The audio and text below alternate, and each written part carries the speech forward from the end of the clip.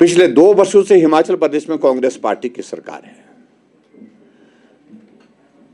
और 2 वर्षों से जो हमारे चुने हुए विधायक ऑपोजिशन के विशेष तौर से जिनका मैं जिक्र करना चाहूंगा, परंपरा के हिसाब से उसका पालन करते हुए विधायक प्राथमिकता की बैठकों में जाते रहे। लेकिन हमें इस बात को लेकर के अफसोस है कि 2 वर्ष के कार्यकाल में ऑपोजिशन के विधायकों की डीपीआर बनने की प्रोसेस अधिकांश जगह पर हुई ही नहीं है। मैं अगर अपनी ही बात कहूं, बाकी अगर विधायक अपने अपने क्षेत्र की बात कहना चाहेंगे तो मैं कहूंगा कि वो भी कह सकते हैं कि 1-2 स्पेसिफिक इश्यूज को लेकर के जो हमने प्राथमिकता दी है, पीडब्ल्यूडी में दी है, आईपीएच में दी है, उसकी डीपीआर बनाने की प्रोसेस ही शुरू नहीं हुई है। और 2 वर्ष कार्यकाल कांग्रेस का पूरा हो चुका है, कांग्रेस की सरकार का पूरा हो चुका है। ये तीसरी विधायक प्राथमिकता की बैठक है।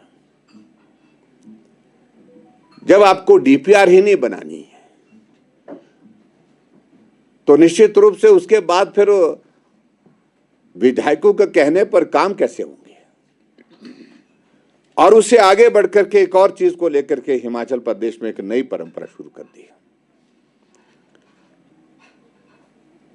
कि डीपीआर जो बन करके तैयार हो भी गई है पिछली, उसमें भी लिस्ट बना करके मुख्यमंत्री के सामने प्रस्तुत की जा रही है कौन सी डीपीआर हमको नाबार्ड के सामने पेश करनी है, नाबार्ड को फॉरवर्ड करनी है। और उसमें फिर जो है भारतीय जनता पार्टी यानी कि विपक्ष के विधायकों के जो डीपीआर बनी है उनके सामने कांटा लगता है और सिर्फ कांग्रेस के विधायकों की, और कांग्रेस के विधायकों में से भी उन विधायकों के लिए प्राथमिकताएं तय हो रही है जो मुख्यमंत्री के करीब है, नजदीक है।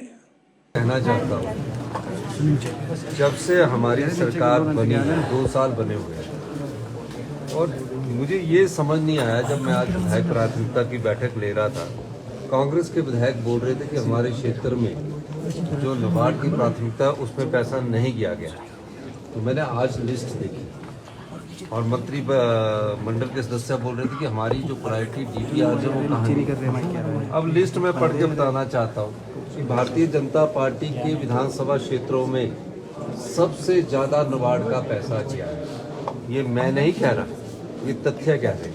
मैं पढ़ना चाहता हूँ, बताना चाहता हूँ कि ये वॉकआउट जो करते हैं ये सिर्फ राजनीति दृष्टिकोण देखकर वॉकआउट करते हैं। जब इन्होंने देखा कि हमारी सारी प्रायोरिटी हमारे क्षेत्र की चली गई है तो उसके बाद मैं आपको बताना चाहता हूँ कि सबसे ज़्यादा पैसा पिछले 2 साल में और उससे पहले भी जयराम ठाकुर जी के विधानसभा क्षेत्र में नैना देवी में 124 करोड़ रुपया 2 साल में नाबार्ड की सड़कों के लिए दिया गया और उनकी जो लिमिट थी 173 करोड़ रुपया वो पूरी हो चुकी है। 2 साल में कितना दिया? 123। आपको और बताना चाहता हूँ, करसोग में तो भारतीय जनता पार्टी जीती है। 127 करोड़ रुपया हमारे द्वारा दिया गया और उनकी 174 करोड़ रुपए की लिमिट पूरी हो चुकी है। 2 साल में दिया गया पैसा है ये 2 साल।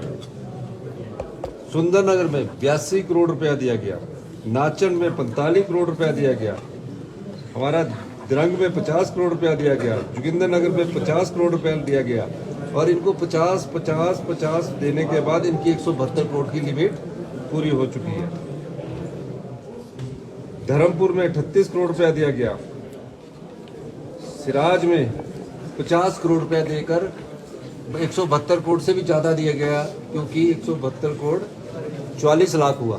तो हमने सोचा प्रतिपक्ष के नेता है, इनकी इस योजना को भी अप्रूव कर दिया जाए। जब नाबार्ड से वापिस आती है एक लिमिट के बाद, हमने वो भेदभाव नहीं रखा। सरकाघाट में 93 करोड़ दिया गया, बल में 60 करोड़ दिया गया, मंडी में जो नील शर्मा जी के विधानसभा क्षेत्र है 73 करोड़ रुपया दिया गया 2 साल में। ये योजनाएं सारी नाबार्ड को रिसीव की गई है और उसमें पैसा दिया गया।